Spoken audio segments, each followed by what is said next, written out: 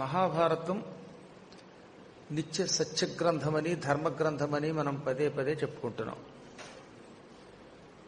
సాధారణమైన జనులకి ధర్మమూర్తులకి ఉన్న తేడా ఈ కౌరవ పాండవుల యొక్క పాత్రల ద్వారా మనకి తెలుస్తోంది. ధర్మరాజు ఎవరైనా అభివృద్ధి చెందితే, ఎవరైనా సన్మార్గంలో నడుచుకుంటే, ఎవరికైనా కీర్తి వస్తే అది తన కీర్తిగా, తన సన్మానంగా, తన ధనంగా భావిస్తాడు. అదే దుర్యోధనుడు ఇతరులకి ఏం వస్తోందో లెక్కేసి, ఆ వచ్చింది ఎలా వచ్చిందో లెక్కపెట్టి, ఆ డబ్బుకి తన దగ్గర ఉన్నటువంటి ధనానికి బేరీజు వేసుకుని నాకు ఎంత సంపద ఎందుకు రావటం లేదని కుళ్ళిపోయే లక్షణం కలిగినవాడు. అందుకే వాడు మయసభలోకి అడుగు పెట్టినప్పటి నుంచి అక్కడున్న వైభవాన్ని చూచి కుళ్ళిపోయాడు. దానికి తోడు ధర్మరాజు గారు రాజసూయ యాగానికి వచ్చినటువంటి వాళ్ళిచ్చే కానుకలన్నీ లెక్క పెట్టేటటువంటి బాధ్యత వీడికి ఇవ్వడం వల్ల ఎవరు ఎంత ఇచ్చారో లెక్క పెట్టుకుని అమ్మ బావోయ్ ఇన్ని రకాల చదివింపులు వచ్చాయా నాకు రాలేదని ఏడ్చేట. ఇది పరమ నీచమైన లక్షణం. ఇప్పుడు తిరుపతి వెళ్ళాం, స్వామివారి హుండీలో డబ్బులు వేస్తున్నాం. ఆ హుండీలోంచి డబ్బులు లెక్కెట్టేవాడు ఆనందించాలి, ఇది స్వామివారి సొమ్ము, తద్వారా ప్రజలకు అందుతుందని. అయ్యి బాబో స్వామివారికి ఉంగరాలు వేసేశారు, బంగారాలు వేసేశారు, ఆయనకి ఇంత డబ్బు వచ్చింది నాకు రాలేదని ఏడిస్తే లెక్క పెట్టేటప్పుడు వీడికి ఏం రూపాయి రాస్తారు కదా, ఉన్నది పోతుంది. పిచ్చి పని చేస్తే గవర్నమెంట్కి దొరుకుతాడు, తీసుకెళ్లి జరసాల్లో బారేస్తారు. అందువల్ల అనుక్షణం దుర్యోధనుడిలాగా ఉండకూడదు, ధర్మరాజులాగా ఉండాలి అని ఒక సందేశాన్ని వ్యాసుడిచ్చాడు. దుర్యోధనుడు మయసభలో భంగపాటు పొంది పాండవులు ఏదో పడిపోవడం వల్ల, నవ్వడం వల్ల, దాంతోపాటు భీముడు స్వయంగా కట్టుకోవడానికి బట్టలు ఇవ్వడం వల్ల కుళ్ళి ఇంటికొచ్చి ఓ తలుపు దగ్గరకు వేసుకుని వాడు అంతఃపురంలోకి వెళ్ళిపోయాడు. లోపల తలుపు పెట్టుకున్నాడు, బయటికి రావడం మానేసి ఏడవడం మొదలెట్టాడు. ఒక వారం రోజుల పాటు తన అంతఃపురంలోనే ఉండి ఎవ్వరికీ దర్శనమివ్వకుండా తిండి తినకుండా అయిపోయాడు. చిక్కిపోయాడు, తెగ కుళ్ళిపోయాడు. తెగులు లేని రోగం అంటారు దీన్ని. ఇతరుల అభివృద్ధి చూచి ఓర్వలేనటువంటి నరుడు తెగులు లేని రోగం పొందుతాడు. ఇప్పుడు ఆ రోగం ఎటువంటిది? ఏదో రొంపో జ్వరమో వస్తే వైద్యుని దగ్గరికి వెళ్ళి ఆయన ఇచ్చిన మందు తింటే ఈ రోగం తగ్గుతుంది, లేక రొంప తగ్గుతుంది. కానీ ఇది లోపల ఇతరుల యొక్క అభివృద్ధిని చూచి ఓర్వలేని ఈర్ష్య అనే రోగం ఇది, కుళ్ళు రోగం ఇది. ఈ రోగానికి మందే ఉంటుంది, అందువల్ల వాడు పాడైపోతాట. అందుకే తెవులు లేని అసహ్య వేదన అంటాడు కాశీఖండంలో శ్రీనాథుడు. వీడు అలా ఏడుస్తూ ఏదో అప్పుడప్పుడు శకునికి, కర్ణుడికి, దుశ్శాసనుడికి, సైంధవుడికి, వీరికి మాత్రమే దర్శనమిచ్చేవాడు. వాళ్ళు కూడా ఆయన్ని చూచి ఇదేమిటి దుర్యోధన, సరిగ్గా అన్నం తినలేకపోతున్నావు, మంచినీళ్లు తాగలేకపోతున్నావు, అంతకంతకీ చిక్కిపోతున్నావు, ఏమిటి రోగం అని చెయ్యి పట్టుకు చూసి శరీరంలో రోగం కనపడదు కానీ ముఖంలో కళాకాంతులు లేవు అని వాళ్లకు వాళ్లే బాధపడ్డారు. నీ బాధ ఏమిటంటే చెప్పడు. కందుగల్ల పసిడిగాచిన కంది వివర్ణమయినట్లు కౌరవు కాయం బొందగా. కుళ్ళు బంగారం అని ఒకటి ఉంటుంది, దొంగ బంగారం అంటే అందులో బంగారం ఉండదు, అంత కల్తీ. పైకి మాత్రం రంగేస్తాడు, కోటింగ్ అంటారు సరే. బంగారము పైన పూత పుయ్యబడి లోపల మాత్రం బంగారం లేకుండా ఉండేటటువంటి కొన్ని రకాలు వస్తాయి, గిల్టు నగలు అంటామే. అటువంటి గిల్టు నగని కొలిమిలో కాల్చారనుకుందాం. ఇది బంగారం అవునా కాదా తెలుసుకోమని ఒక ఆవిడ తన మెడలో ఉన్నటువంటి ఒక కంఠాభరణం ఓ విశ్వకర్మకి ఇచ్చిందిట. ఆయన దాన్ని మోసపాత్రలో పోసి కరిగించాడు. తీరా కరిగిస్తే అది బంగారం కాదు కదా, లోపలంతా కల్తీ. అందుకని ఈ శాల్తీయే కల్తీ అవడం వల్ల బంగారం పోయి ఆ నలుపే బయటపడిందిట. మలినము కలిగినటువంటి బంగారమును బాగా కొలిమిలో కాలిస్తే అందులో బంగారం బదులుగా చెత్త మాత్రమే ఎలా బయటపడుతుందో అలాగ ఇప్పుడు ప్రస్తుతం దుర్యోధనుడి ముఖం బంగారం పోయింది. అంటే కాస్తో కోస్తో ఉన్న మంచిదనం పోయింది, మిగతా అంతా గిల్టే వాడి దగ్గర. దుర్యోధనుడిని ఏం పోల్చారండి? పైన కొంచెం బంగారపు పూత పుయ్యబడినటువంటి నకిలీ నగటవాడు. అంటే లోపలంతా నకిలీ, ఆ కాస్తో కోస్తో మంచితనం కనబడుతున్నట్టు ఉందే అది కాస్త ఏదో మెరుగుపోతనమాట. ఇప్పుడు ధర్మరాజు గారి సంపద చూశాడు. ఆ సంపద అగ్నిలా మారింది. ఆ అగ్ని వీడిలో మిగిలిన బంగారాన్ని కరగజేసింది. ఇంకా మిగిలింది కేవలం దరిద్రపు శాల్తీ అన్నమాట. చెత్త పదార్థం, కుళ్ళిపోయిన పదార్థం, రంగు మాసిపోయినటువంటి ఎందుకు పనికిరాని తుప్పు పదార్థం మిగిలింది. అలాగా అయిపోయేటవాడు. వివర్ణమైపోయింది. మహా మనస్తాపం పొందాడు. ఒక్క ముక్కలో చెప్పాలంటే వాడు అన్నం తినాలనుకుంటే ధర్మరాజు ఆయన సంపద గుర్తుకొచ్చాయి. మంచినీళ్ళు తాగుదామంటే మంచినీళ్లలో కూడా మళ్ళీ ధర్మరాజు గారు ఆయన వైసభ ఆయన సంపదే కనపడుతున్నాయి. మంచం మీద పడుకుంటే మళ్ళీ ధర్మరాజే కనపడుతున్నాడు, సంపదే కనపడుతోంది. దాంతో వాడు కుళ్ళి కురిసించి నశించిపోవడం మొదలెట్టాడు. తిండి లేదు, సుఖం లేదు, శాంతి లేదు, నిద్ర లేదు. కంటికి నిద్ర రాదు, రతిక్రీడలు లేవు, ఏ వంటకాలు రుచించవు. అవనీ రాజ్య వ్యాపార విహీనుడై సుహృద్విరంజనుడై కౌరవ పాంసనుడు పాపో వ్యవసాయమునందు బుద్ధి వదలక నిలిపె. పరిపాలన మానేశాడు. ఇదివరకు తండ్రి గారు సింహాసనం మీద కూర్చున్నా యువరాజు వీడైనా సంపూర్ణ రాజ్య పరిపాలన అంతా వీడి చేతిలోనే ఉండేది. ఊరికే పెత్తనం మట్టుక్కి ధృతరాష్ట్రుడి చేతిలో, కానీ నిర్వహించేదంతా దుర్యోధనుడే. ఇప్పుడు కుళ్ళొచ్చి శరీరం అంతా పాడైపోయి మనస్సంతా కుట్రలకు లోనైపోయి దుఃఖం పెరిగిపోయి దానివల్ల లేనిపోని రోగం వచ్చి రాజ్య పరిపాలనకి వెళ్ళడం మానేశాడు. యువరాజ పదవి మీద కూర్చోవడం మానేశాడు. స్నేహితులతోటి కలవడం మానేశాడు. అన్నీ విడిచిపెట్టి పాపం వ్యవసాయం, ఈ రోజు నుంచి ఏ పాపం చేసైనా వాళ్ళ సొమ్ము అపహరించాలి అనే కోరికతో దుఃఖం పాలైపోయాడు.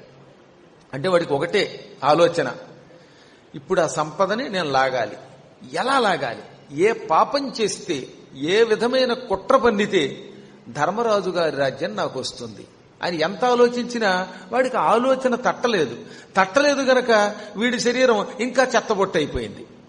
అందువల్ల రోజు రోజుకి కుళ్ళిపోవడం మొదలెట్టాడు.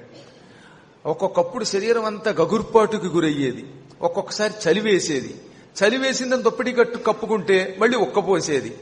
ఈ విధంగా అయిపోతూ ఉంటే చివరికి ఒక రోజున కర్ణుడు, దుశ్శాసనుడు శకునికి, ఏమిటి మా అన్నగారు ఇలా అయిపోయాడు, ఆ మహాత్ముడు దుర్యోధనుడు మన రాజు ఈ మధ్యకాలంలో అనారోగ్యం పాలయ్యాడు, ఆ అనారోగ్యం ఏమిటో తెలుసుకో, నువ్వైతేనే చక్కగా మాట్లాడి లోపలున్న బాధ ఏమిటో రాబట్టగలుగుతావు.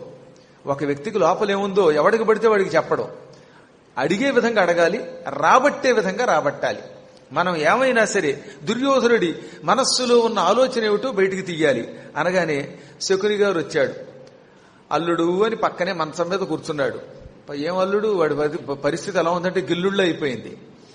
అందుకని అలా మంచం మీద పడుకుని మావయ్య అన్నట్టుగా ఉన్నట్ట.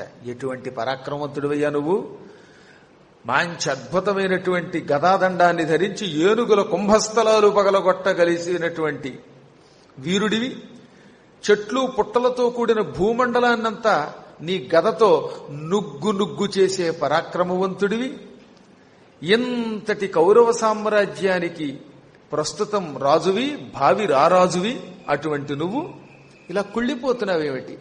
ఎందుకు వచ్చింది ఈ రోగం? శరీరమునకు ఏదో జాడ్యం పట్టుకున్నట్టున్నది. నీ మాయిదారి రోగం ఏమిటి? నాకు కూడా చెప్పకూడదా అంటే, నీకు చెప్పకపోతే ఎవరికి చెబుతాను? నీకంటే, ఈ దుశ్శాసనుడి కంటే, ఈ కర్ణుడి కంటే, ఈ సైంధవుడి కంటే నాకు ఆప్తులెవరు, కానీ బయటికి చెప్పుకోలేక లోపల దాచుకున్నాను. ఇక్కడ ఎవరూ లేరు గనక, మీరు మాత్రమే ఉన్నారు గనక ఇప్పుడు నా మనస్సులో ఉన్న చెబుతున్నాను. నా బాధల్లా ధర్మరాజు గారి అభివృద్ధియే. ధర్మరాజు అభివృద్ధి నాకు దుర్బుద్ధి. ఈ దుర్బుద్ధిని వదలలేక, ఆ అభివృద్ధిని నాశనం చేయలేక ఏడుస్తున్నాను. నీవును జూచి తట్టి సభనే నివినం బడదే యుగంబునన్ భూవలయంబులో అది అపూర్వము ఇష్టమనోజ్ఞమిష్ట భోగావకమే క్రియం బడశనయ్య మహాత్ముడు దాననేమి సంభావిత భాగ్యుడయ్యను ప్రభాకర తేజుడు ధర్మజుండెలను. మావా నీవు చూశావు. ఏం చూశావు? మయసభని. ధర్మరాజు గారికి మయుడనేటటువంటి దానవ శిల్పి నిర్మించి ఇచ్చిన అపూర్వమైన రచనా చమత్కృతితో కూడిన మయసభని నీవు చూచావు. అటువంటి సభ ఇంత పూర్వం భూలోకంలో ఉన్నట్టుగా ఎవరైనా విన్నారా? ఎవరైనా కళ్ళారా చూశారా? లేదు లేదు, అది అపూర్వం. అంటే పూర్వం లేదు, ఇప్పుడు మాత్రమే ఉన్నది, భవిష్యత్తులో కూడా ఉండదు. అంత గొప్ప సభని చూచి నా మనస్సు ఉడికిపోతోంది. అందులో ఎన్ని భోగాలున్నాయి, ఎన్ని సంపదలున్నాయి, ఎన్ని విచిత్ర దృశ్యాలున్నాయి. శిల్ప రచన చమత్కృతి నా మనస్సుని ఆకట్టుకుంది, దాంతోపాటు నాకు దుఃఖాన్ని తెచ్చిపెట్టింది. ఏమి డబ్బు, ఏమి భోగం, ఏమి కీర్తి, ఏమి వైభవం. ఆ ధర్మరాజు గారి జాతకమే జాతకం. వాడి నక్షత్రం ఏమిటో, ఆ లగ్నం ఏమిటో, ఆ లగ్నంలో అయినా పుట్టాను కాదు. నా బ్రతుకు భగ్నం అయిపోయింది. పోని వాడి డబ్బు పక్కన పెడదాం, భోగం పక్కన పెడదాం. రాజసూయ యాగం ఎంత అపూర్వంగా చేశాడు. ఆ రాజసూయ యాగంలో ధర్మరాజు గారికి చెడ్డ పేరు తెప్పించాలనే ఉద్దేశ్యంతో నేను ఎన్నో కుట్రలు పన్నాను. నా కుట్రలకు నేనే బలయ్యాను. పోని శిశుపాలుడు లేచాడు, కృష్ణుణ్ణి తిట్టాడు కదా, ఈ దెబ్బతో వాళ్లలో వాడికి తగాదా వస్తుందనుకుంటే యాదవు చేతి చక్రము భయంకరమై శిశుపాల మస్తక ఛేదము చేయునాడు. యాదవుని చేతి చక్రం భయంకరమయ్యింది. అందరూ చూస్తూ ఉండగా శిశుపాలుడి యొక్క తలని నరికి అవసల పారేసింది. అప్పుడు ఎంతమంది రాజులున్నారు, ఒక్కడైనా అడ్డం వెళ్ళాడా? హడిని పారిపోయారు. ఇంత శక్తి కలిగిన మహారాజాధిరాజులంతా ఆడవాళ్లలాగా గాజులు వేసుకెళ్లిపోయారు. నాకు మాట్లాడదామంటే మొహమాటం అడ్డ వచ్చింది. భీష్మద్రోణాదులు మొదటి నుంచి పాండవ పక్షపాతులే. కృష్ణుడు మహాపరాక్రమవంతుడు, జగద్గురువుగా ప్రసిద్ధికెక్కినవాడు, ఎప్పుడూ అర్జునుడితోటే తిరుగుతాడు. కాస్తో కోస్తో మన వైపు ఉండేవాళ్లంతా ఈ దెబ్బతో భయంతో అటు తిరిగిపోయారు. ప్రజలు ఆ ధర్మరాజు గారి ధర్మబుద్ధిని నిరంతరం పొగుడుతున్నారు. ఇది నా మనస్సుకి మహావేదన కలిగించింది. దుర్భరమైనటువంటి రోగం నాకిచ్చింది. అతుల పరాక్రమార్జితములైన ధనంబుల పేర్మి చేసి ఉన్నతులగుచున్న పాండు నరనాథ తనూజుల లక్ష్మి నాకసమ్మతమయి సూవెలింగే విను మాతుల మానధనాఢ్యుడైన భూపతి సహింపనోపునే సపత్నుల వృద్ధియు ఆత్మహానియుల్. పాండవులకి పుట్టుకతో సహజమైన బలం ఉన్నది. అంతకంతకీ బలం పెరుగుతోంది. సాటిలేని తమ పరాక్రమంతో భూమండలాన్ని జయించి సంపదలు సంపాదించి వృద్ధి పొందుతున్నారు పాండవులు. ఆ పాండవులు వృద్ధి, సంపద, కీర్తి ఇవి నాకు అసమ్మతం. అంటే నేను తట్టుకోలేకపోతున్నాను, చూడలేకపోతున్నాను. అందుకే అంతకంతకి అసూయ వెలిగిపోతోంది నాలో. అది నన్నెంత బాధ పెడుతున్నది. నీకు తెలియందేముంది? అభిమానధనుడైన రారాజు శత్రువులు అంతకంతకీ అభివృద్ధి చెందడం, తాను నాశనమవ్వడం తట్టుకోగలడా? ఏ రాజైనా శత్రువులు అభివృద్ధి చెందుతూ ఉంటే చూసి చూసి ఆనందించలేడు. నాకు వాళ్ళు శత్రువులు, సపత్నులు, సవతి సోదరులు. అటువంటి ఆ దుర్మార్గులు అభివృద్ధి పొందుతూ ఉంటే నేను అన్నమేం తింటాను? అందుకే నాకు ఈ రోగం వచ్చింది. వాళ్ళు ఎలా నాశనం అయిపోతారా అనగానే, ఓ మేనల్లుడా, ఈ చిన్న విషయానికి ఇంత కుళ్ళిపోతున్నావా? నాకు ఈ విషయం చెప్పుంటే వాళ్ళని ఎలా నాశనం చెయ్యాలో నేను మంచి కుట్రలలో ఆరితేరిన వాడిని కనుక నీకో మంచి కుట్ర అందించేవాడిని. అమాయకుడు నువ్వు. పాండవ నాశనం చెయ్యడం నాకైతే పెద్ద కష్టం కాదు, కానీ ధృతరాష్ట్రుడి అనుమతి కావాలి. నువ్వు వెళ్లి మీ నాన్నగారిని ఒప్పించు, అప్పుడు నేను మాట్లాడవలసినవి మాట్లాడతాను. నీకు ఎలాంటి లాభం కావాలో అలాంటి లాభం చేకూరుస్తాను అనగానే ఈ కర్ణుడు ఎందుకు వచ్చిందంటే కుట్రలో కుతంత్రలో మనం వెళ్ళి యుద్ధానికి వెళ్ళిపోదాం వాళ్ళ మీదకి ధనుస్సు పుచ్చుకుని అంటే శకుని నవ్వి, కర్ణ యుద్ధం అంటే నువ్వు అనుకున్నంత తేలిక అనుకోకు. ఇక్కడ దుర్యోధనుడి దగ్గర నువ్వు ఎన్ని రకాలైన డప్పాలైనా కొట్టచ్చు, ప్రతిజ్ఞలైనా చెయ్యొచ్చు, కానీ రంగంలోకి దిగితేనే అసలు విషయం తేలుతుంది. ద్రౌపదీ స్వయంవరంలో అర్జునుడు చితక్కొట్టాడా లేదా నిన్ను? శల్యుడంతటి వాణ్ణి భీముడు ఎత్తి విసిరేశాడా లేదా? కాబట్టి యుద్ధం జరిగాక జయాపజయాలు దైవాధీనాలు, ఎవరు నెగ్గుతారో ఎవరు ఓడిపోతారో ఈ సృష్టిలో ఎవరూ చెప్పలేరు. అందువల్ల అనవసరమైన యుద్ధానికి వెళ్లకుండా తెలివితేటలతో మన పాచిక పారేలా చెయ్యాలి. మీకెందుకు, నేను చూస్తాను. ముందు ధృతరాష్ట్రుడితో సమావేశం ఏర్పాటు చేయండి అన్నాడు. వెంటనే దుర్యోధనుడు ఎవరూ లేని సమయం చూసి, విదురుడు దగ్గర లేనప్పుడు చూసి, ఒక ఏకాంత మందిరంలోకి ధృతరాష్ట్రుడిని తీసుకొచ్చి తాను, శకుని, కర్ణుడు, దుశ్శాసనుడు, సైంధవుడు ఇంతమంది మాత్రమే ఉండేలా చేశాడు. చేయగానే శకుని, ఓ బావగారు, ధృతరాష్ట్ర మహారాజు గారు, మీ అబ్బాయి ఈ మధ్యన ఘోరమైన రోగం పొందాడు, చిక్కిపోతున్నాడు, తిండి తినడం లేదు. అసలు మీ అబ్బాయి ఎలా ఉన్నాడో మీకు తెలుసు అనగానే దుర్యోధనుడి యొక్క విషయం విని వాడు అనారోగ్యంతో ఉన్నాడని విని అదిరిపడ్డాట. నన్నయ్య గారు అన్నాడు, ధృతరాష్ట్రుండి అదరిపడి అని ఒక గద్యంలో రాశాడు. అంటే వాడు ఎంత వణికిపోయాడో. ఏమిటేమిటి, నా కుమారుడు, నా జ్యేష్ఠపుత్రుడు, నా ప్రియపుత్రుడు, ఈ గాంధారీ పుత్రుడు, వీడు అనారోగ్యంతో బాధపడుతున్నాడా? ఏది ఇలా రా నాయన దుర్యోధనాన్ని దగ్గరికి పిలిచి శరీరం తడివి, నిజమేరా ఎంత చిక్కిపోయావో, సర్కస్సులో ఉన్నటువంటి బోనులో ఉన్నటువంటి ఏనుగులా అయిపోయావు, పీనుగులాగా. అరెరే ఏమైంది నాయన, కళ తప్పిందేం అని చేత్తో తడమడం ద్వారా వాడు అనారోగ్యం కనిపెట్టాట. ఆయన గుడ్డాడు, చాలా తెలివైన వాడు, ముట్టుకుంటే అర్థమైపోతుంది ఎవరు ఎలాంటి వాళ్ళు. అందుకని కనిపెట్టి, ఏమిటి నాయన ఈ రోగం, నీ మీద ప్రాణం పెట్టుకు బతుకుతున్నాను, మనస్సులో ఇష్టం లేకపోయినా ఏదో పాండవులతో స్నేహం నటిస్తున్నది ఎందుకు అనుకుంటున్నావు? నీ కోసం. నీ మనస్సులో బాధ ఏమిటి అంటే, అదిగో అదే నా బాధ. నువ్వు పాండవుల పేరు ఎత్తావుగా, ఆ పాండవులే నా బాధ. నాన్న, ఎప్పుడు చూసినా ఆ దుర్మార్గుడు విదురుడు నీ కూడా ఉంటాడు. వాడు ఉండడం వల్ల మేము నీతో మాట్లాడలేకపోతున్నాం. నువ్వు చూస్తే ఎప్పుడు వాడిని పక్కన పెట్టు కూర్చుంటావు. ఈ మధ్యకాలంలో నువ్వంటే కళ్ళు లేవు గనక చూడలేకపోయావు, గాని మేము 2 కళ్ళు పెట్టుకు చూసి అప్పటి నుంచి కుళ్ళిపోతున్నాం. ఏం చూసామో తెలుసా? పాండవుల అఖండమైన లక్ష్మిని చూశాం, గౌరవం చూశాం, కీర్తి చూశాం, అభ్యున్నతి చూశాం, పరాక్రమం చూశాం, వాళ్ళ బంధువుల్ని చూశాం, మిత్రుల్ని చూశాం. దాంతో మా శరీరం, మా గాత్రం అంతా పాడైపోతుంది. అన్నిటికీ మించి అసలు నిజంగా ధర్మరాజు గారికి ఎన్ని కానుకలు వచ్చాయి బాబాయ్. ద్రుపదరాజు గారు 5,000 ఏనుగులు ఇచ్చాడు, శ్రీకృష్ణుడు 5,000 గుర్రాలు ఇచ్చాడు, గంధర్వరాజు చిత్రరథుడనేవాడు వచ్చాడు, వాడు ఏకంగా 1000 గంధర్వలోకంలో ఉన్న గుర్రాలు ఇచ్చాడు. ఇంకా భగదత్తుడు, శల్యుడు మొదలైనటువంటి రాజులంతా కాంభోజ, బాహ్లిక, బర్బర, కుకురు, శక, దాశారహ, అంధత, సాత్వతి, భోజ పతులంతా వచ్చి మతిపోయేటట్లుగా రత్నాలు, కానుకలు, బంగారు నగలు, ఇవి కాకుండా యాలకలు, లవంగాలు మొదలైన సుగంధ ద్రవ్యాలు, భోజన వస్తువులు, ఈ ప్రపంచంలో ఎక్కడా ఎవరికీ దొరకనివన్నీ రకాలైన వస్తువులు, అపూర్వ వస్తువులు పట్టుకొచ్చి అంటగట్టారు. అవన్నీ లెక్క వెయ్యమని, ఎవరేమిచ్చారో ఒక చిట్టా తయారు చేయమని నన్ను అక్కడ పెట్టాడు ధర్మరాజు గారు. ఆ చిట్టా అంతా నా మైండ్లో పెట్టుకున్నాను. నాకు కాగితం అక్కర్లా, ఎవరెవరేమిచ్చారో గుర్తుండిపోయింది అనమాట. పుల్లమ్మ గారు $10,000 ఇచ్చేశారు. ఈ విధంగా అన్ని రాసేసుకున్నట్టు వీడు. ఇవన్నీ చూసి నా మనస్సంతా చెదిరిపోతోంది. ఇవన్నీ ఓ పక్కన పెట్టు. ఇంటికి వచ్చినప్పటి నుంచి మా ఆడవాళ్ళు తెగ తిడుతున్నారు. ఇది పెద్ద గొడవ. ఈ దుర్యోధనుడికి, దుశ్శాసనుడికి, వీళ్ళందరికీ అసలు బాధ ఏమిటో తెలుసా? యజ్ఞం అయ్యొచ్చినప్పటి నుంచి వాళ్ళ ఇళ్లల్లో భార్యలు ఈ భర్తలను తిట్టడం మొదలెట్టారట. ఏమని తిడుతున్నారు? ఏమండి, ఆ ద్రౌపదికి ఎంత పేరు వచ్చిందండి, ఆవిడికి ఎంత అహంకారం అండి, ఆవిడ ఎప్పుడు లేస్తోందో తెలియదుట, ఎప్పుడు చూచినా కళకళలాడుతూ ఉంటుంది, అప్పుడే స్నానము చేసి అలంకరించుకున్నట్టు కనపడేదట ద్రౌపది.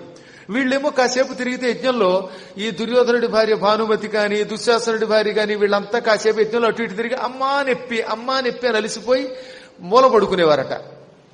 పైగా 4 సార్లు తిరిగితే చెమట పట్టేది. కానీ అదేం ద్రౌపదో మరి, ఏమి ఆరోగ్యమో తెలియదు.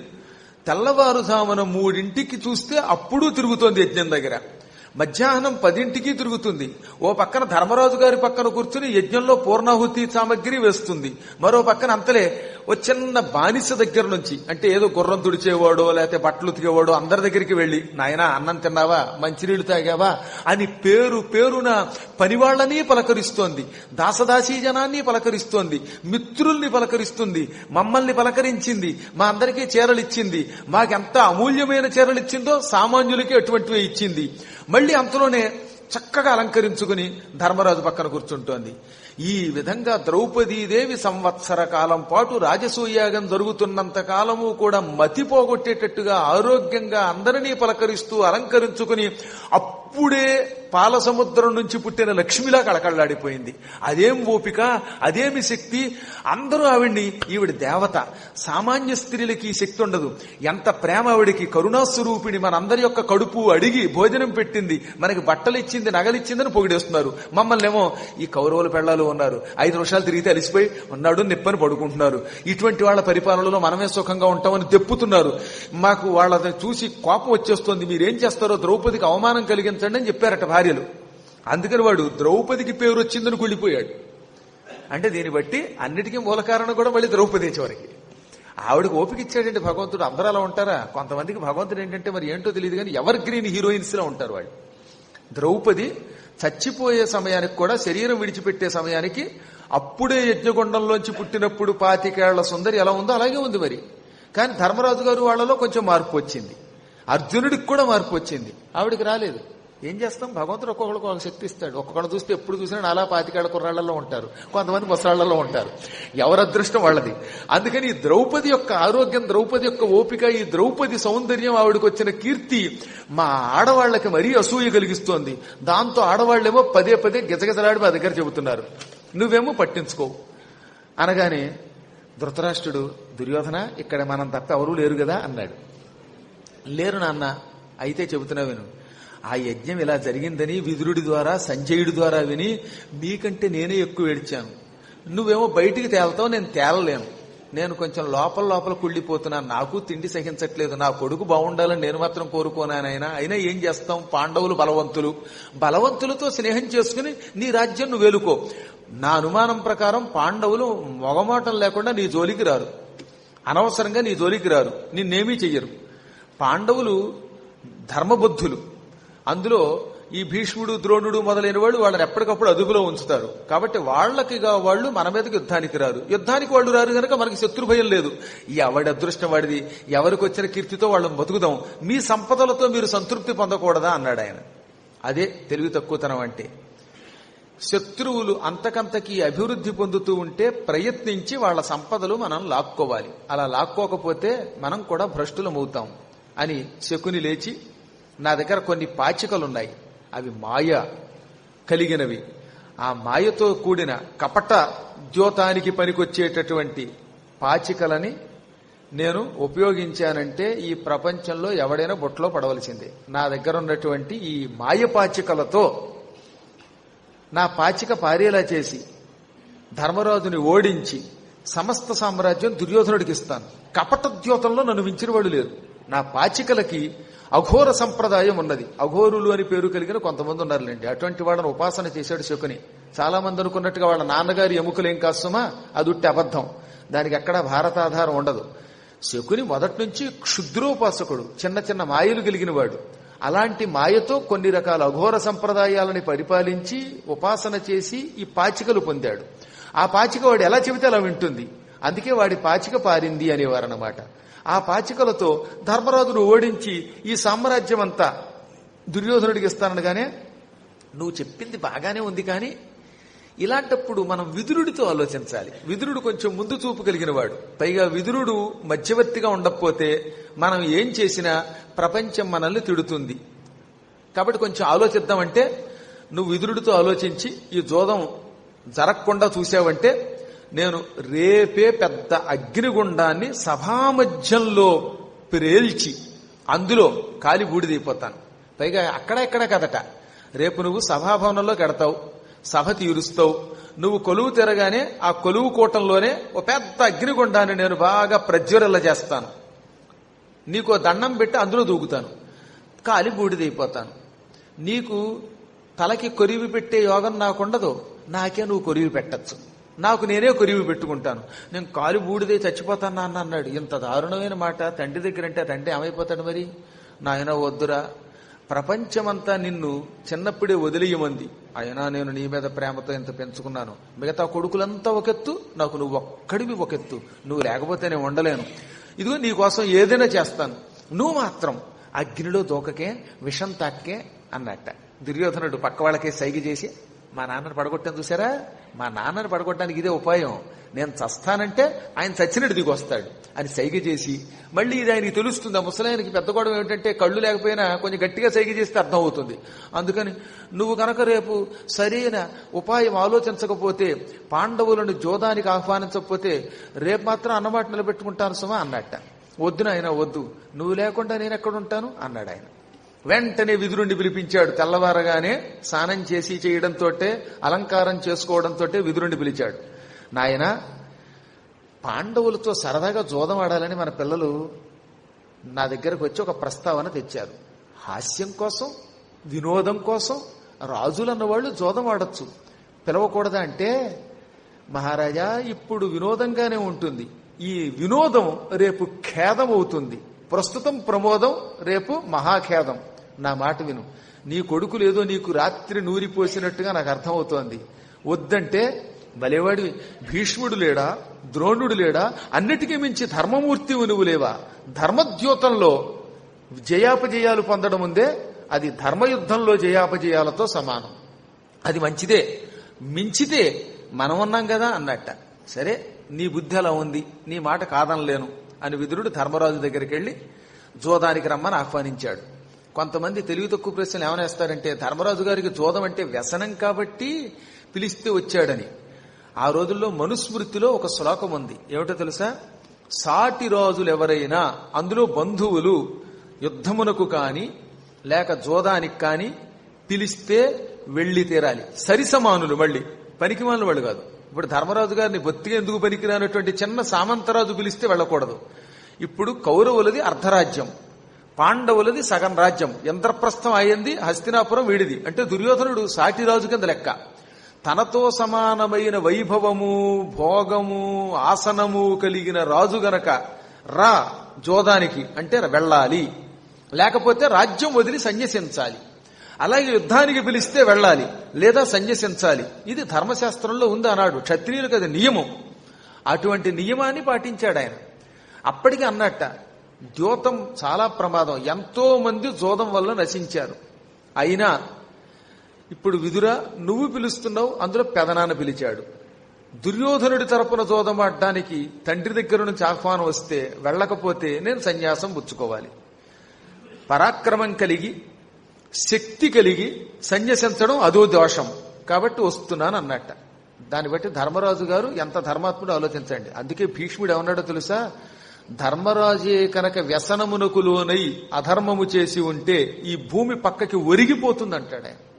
అటువంటి మహాత్ముడు ఆయన. తొందరపడి మన ఇష్టం వచ్చినట్టుగా మన లక్షణాలు ఆయనకి అంటగట్టకూడదు. అందుకే వ్యాఖ్యాతలకు కూడా చివరి రోజుల్లో కొన్ని ఇబ్బందులు వచ్చాయి. ధర్మరాజు వ్యసనపరుడు, కావాలని ధర్మశాస్త్రం అనే వంకపెట్టి జోదానికి వచ్చాడు అని భారతానికి కొంతమంది తెలుగులో వ్యాఖ్యానం రాశారు. ఆ వ్యాఖ్యానం రాసిన వాళ్ళంతా చివరి రోజుల్లో పెరాలసిస్ వచ్చి చచ్చిపోయారు. నేను చూశాను, పక్షవాతం వచ్చింది వాళ్ళకి. అందువల్ల ఎప్పుడూ కూడా మహాత్ముల్ని, ధర్మాత్ముల్ని వాళ్ళ ధర్మంలో మనం వేలెట్టి అధర్మపరులుగా నిరూపించడానికి ప్రయత్నించద్దు. ఎందుకంటే భారతంలో భీష్ముడి కంటే కృష్ణుడి కంటే గొప్పవాళ్ళు ఎవరు? వాళ్లే ఆయన ధర్మాత్ముడు అన్నారు. విదురుడు ఆయన్ని ధర్మాత్ముడు అన్నాడు. చివరికి యమధర్మరాజు గారు నువ్వు ధర్మాత్ముడు అని శరీరంతో స్వర్గానికి తీసుకెళ్లాడు. అంత గొప్పవాడైన ధర్మరాజులో లోపముంది అండం మహాపాపం. ఆయన ఆనాటి స్మృతి, చట్టం, శాసనం, క్షాత్రధర్మాన్ని అనుసరించి జోదానికి వచ్చాడు. అప్పుడు దుర్యోధనుడు అందరినీ పిలిపించి ఒక సభా వేదికను అప్పటికే ధృతరాష్ట్రుడు ఏర్పాటు చేశాడు. ఆ సభా వేదికలో తానో చోట కూర్చుని ధర్మరాజు గారికి ఆసనం ఇచ్చి తండ్రి గారిని కూర్చోబెట్టాడు. భీష్ముణ్ణి, ద్రోణుణ్ణి, విదురుణ్ణి అందరినీ కూడా ఆసనాలు ఇచ్చి కూర్చోబెట్టాడు. ధర్మరాజా, నీతో జోదమాడాలి, కాని జోదం నేను ఆడలేను. నా బదులుగా మా మేనమామ శకుని ఆడతాడు. పందెం నేను ఇస్తాను, పందెం డబ్బు, ఆట మాత్రం శకుని ఆడతాడు. ఎందుకంటే శకుని జోదంలో ఆరితేరినవాడు, నువ్వు జ్యోత విద్య నైపుణ్యం కలిగిన వాడివి. అక్షక్రీడలలో అంటే పాచిక వేయటంలో నువ్వు చాలా ఆరితేరిన వాడివి. అహం దాతాస్మి రత్నానాం ధనానాం చ విశాంపతే మదర్థే దేవితా చేయం శకుని మాతులో మమ. నా మాతులుడు, నా మేనమామ, నా